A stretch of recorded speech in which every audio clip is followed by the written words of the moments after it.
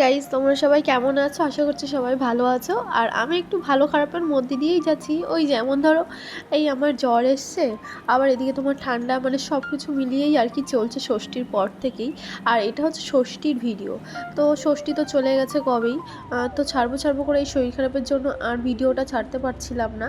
তো এই যে ষষ্ঠীর দিনে সকালবেলা ঘুম থেকে উঠে গেছিলাম সকাল 8টার দিকে, কারণ আজকে অনেক কাজ, কারণ আমার ননদের বর ওরা সবাই এসছে। তো জামাই বলে কথা, আর জামাই ষষ্ঠীতে জামাই এসে জামাইয়ের জন্য তো কিছু হালকা পাতলা আয়োজন করতেই হবে। তাই সকালবেলা ঘুম থেকে উঠে ফ্রেশ হয়ে তারপর চলেছিলাম কিচেনে।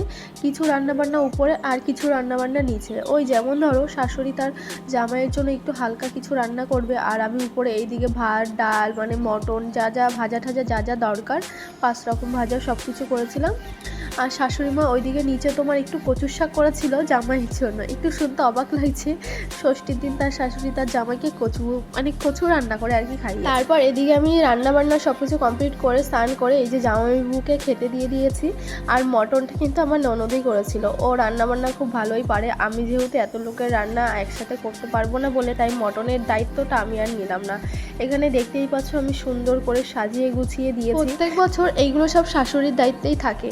এই বছর ভাবলাম শাশুড়ির থেকে আমি দায়িত্বটা নিয়ে নিই।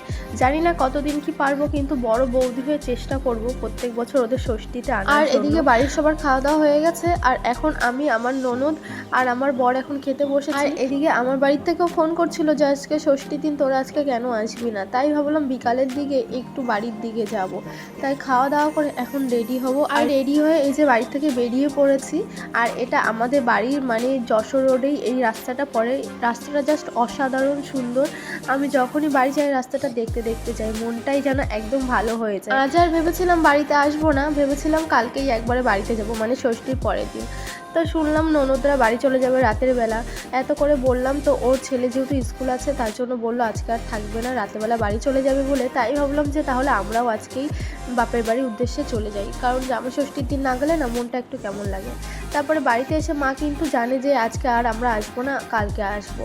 তো মা হালকা পাতলা করেই নিজেদের জন্য রান্না করেছিল, সেটা দিয়েই কিন্তু আমাদের আজকে খাওয়া দাওয়া হলো। আসল ষষ্ঠী কিন্তু আমাদের কালকে হবে, অবশ্যই শেয়ার করবো।